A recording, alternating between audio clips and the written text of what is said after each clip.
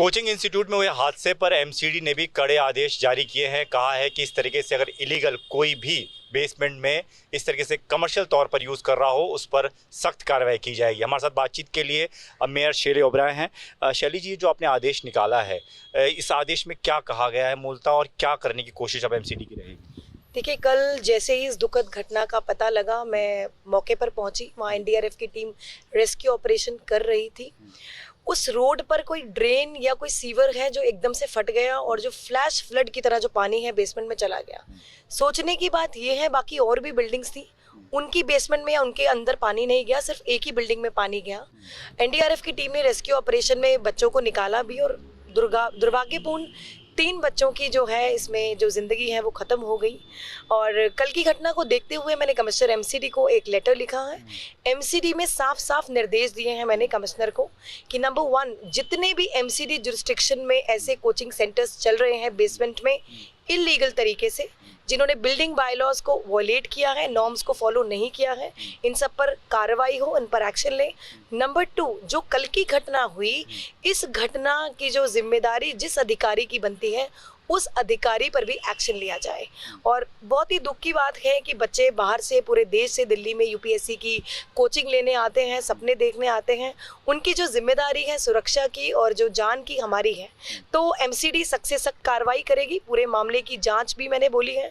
अभी कुछ ही देर में अधिकारी मुझे रिपोर्ट सबमिट करेंगे, जो पूरा घटनाक्रम क्यों हुआ और कैसे हुआ, और फिर सख्त से सख्त एक्शन लिया जाएगा।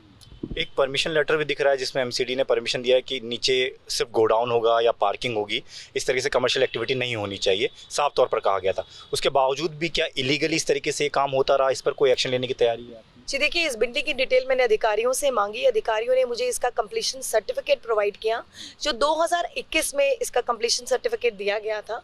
और उस कंप्लीशन सर्टिफिकेट में साफ साफ लिखा है कि बेसमेंट में 2 पर्पस के लिए बेसमेंट यूज होगी, या स्टोरेज या पार्किंग। तो जो भी मिसयूज हुआ उसका जिम्मेदार ओनर भी है, और जो कार्रवाई हमसे बन पाएगी, जो हमें करनी है, हम वो करेंगे।